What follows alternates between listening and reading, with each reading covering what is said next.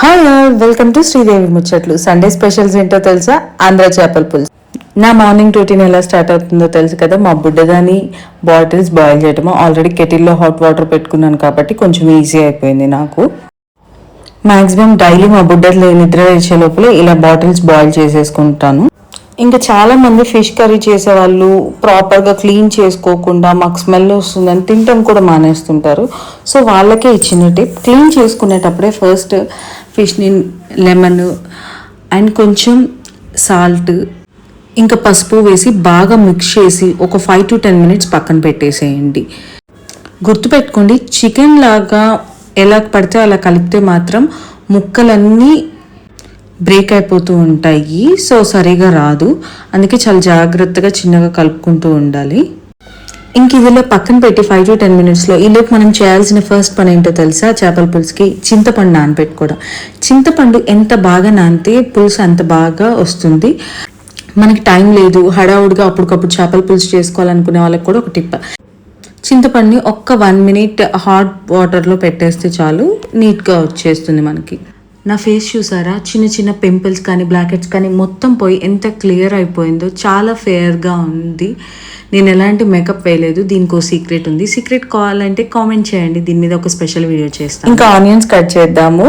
అయితే నా first and best compliment for చేపల పులుసు అంటే మా బాబాయ్ ఇచ్చాడు. చాలా అంటే చాలా బాగా నచ్చింది మా బాబాయ్కి. చాలా పిక్కి ఆయన ఫుడ్లో, తొందరగా ఇది తినరు. అలాంటిది నా చేపల పులుసు తిని చాలా బాగుంది ఇంకొకసారి అడిగారు. ఇంకా పాయింట్కి వస్తే మా అత్తయ్య కూడా నేను ఏది చేసినా కూడా బాగుంది శ్రీదేవి అనే అంటుంది. బాగలేదు, నా కోడలికి ఇది వచ్చు ఇది రాదు అని ఏమనుకోదు. నా కోడలికి అన్నీ వచ్చాను అనుకుంది. ఇంకా పైగా ఫోన్లు చేసి చెప్పిద్దా అందరికీ నా కోడలు ఇది చేసింది అది చేసింది చాలా బాగా చేసిందని. బట్ మా అమ్మ, మా చెల్లి, మా ఆయన మాత్రం ఏదో ఒక వంక పెడుతూనే ఉంటారు ఫుడ్లో. ఇంక ఇలా చేప ముక్కలన్నీ నీట్గా అరేంజ్ చేసేసుకొని దాంట్లో కట్ చేసిన ఆనియన్స్, సాల్ట్ కొంచెం తగినంత అనుకోండి, సంబర్ పొడి. ఈ సంబర్ పొడి కూడా నాకు మా అత్తయ్య చేసి పంపించారు. ప్రతిసారి తనే చేస్తుంది. సంబర్ పొడి కూడా ఎలా చేయాలనే ప్రాసెస్ కూడా ఒక వీడియోలో కుదిరితే చేస్తాను. నెక్స్ట్ కారం తగినంత, ఎవరి టేస్ట్కి తగ్గట్టు. నాకు తెలిసినంత వరకు చేపల పులుసుకి కొంచెం కారం ఎక్కువే పడుతుంది. ఇంకా ఆయిల్ ఈ ఒక్కరోజు డైట్స్ ఇవన్నీ పక్కన పెట్టేసి తగినంత ఆయిల్ వేస్తేనే చాలా బాగుంటుంది కర్రీ కూడా. ఆయిల్ పైకి తేలితేనే కర్రీ ఎంతో టేస్ట్గా వచ్చిందని మనకు అర్థమవుతుంది. ఇంకా అల్లం వెల్లుల్లి పేస్ట్ మాత్రం నేను ఇంట్లోనే ప్రిపేర్ చేసుకుంటాను. ఎలా ప్రిపేర్ చేసుకోవాలి, లాంగ్ లాస్టింగ్ ఎలా ఉండాలి అనేది కూడా మీకు కావాలంటే నేను ఒక వీడియో చేయడానికి ట్రై చేస్తాను. బయట దొరికే అల్లం వెల్లుల్లి పేస్ట్లు మాత్రం దయచేసి యూజ్ చేయకండి. సో చూసారుగా, నేను పెద్ద పెద్ద ఇంగ్రీడియంట్స్ ఏం కనపలేదు. ఇవన్నీ చాలా సింపుల్. మొత్తం ఆయిల్, సాల్ట్, సంబార్ కారం, ఇవన్నీ వేసేసుకొని ఆనియన్స్ కలిపేసుకొని మిక్స్ చేసి పక్కన పెట్టుకోవడమే.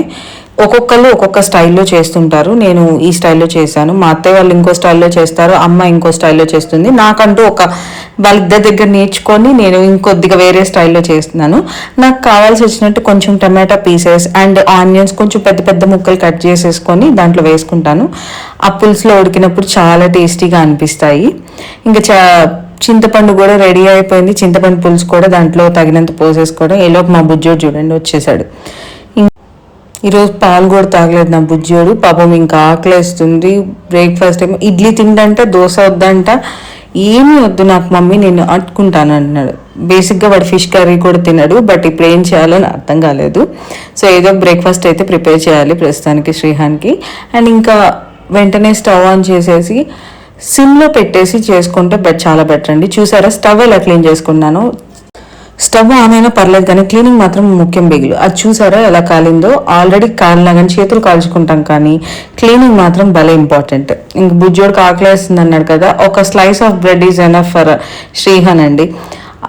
అందుకని వాడు తినేవన్నీ కూడా దాంట్లోనే, ఆ స్లైస్ ఆఫ్ బ్రెడ్లోనే చాలా వేయాలని ట్రై చేస్తాను. సో ఒక ఎగ్ కూడా దాంట్లో యాడ్ చేస్తాను. పిల్లలు చాలా పిక్కీగా ఉంటారండి. నాకు ఇది కావాలి, నాకు అది కావాలి, నేను ఇది తినను అది తిననని. బట్ మనమే ఇంట్రెస్ట్ క్రియేట్ చేయాలి ఫుడ్ మీద. అలా డైలీ ఏదో ఒకటి కొత్తగా వాళ్ళకి ఇంట్రెస్ట్ క్రియేట్ చేయడం వల్ల వాళ్ళు ఫుడ్ తింటారు నీట్గా. కానీ మా బక్కోడు చూసారు కదా ఎలా ఉన్నాడు. వాడి నిక్నేమ్ కూడా బక్కోడ అని పిలుస్తుంటాం మా బుజ్జోడిని. నేను మాత్రం బుజ్జోడు అని పిలుస్తాడు. అస్సలు తినడండి ఫుడ్. సో వాడి కోసం ఏదో ఒకటి కొత్తగా చేయాలని నేను చాలా తాపత్రయపడుతుంటాను.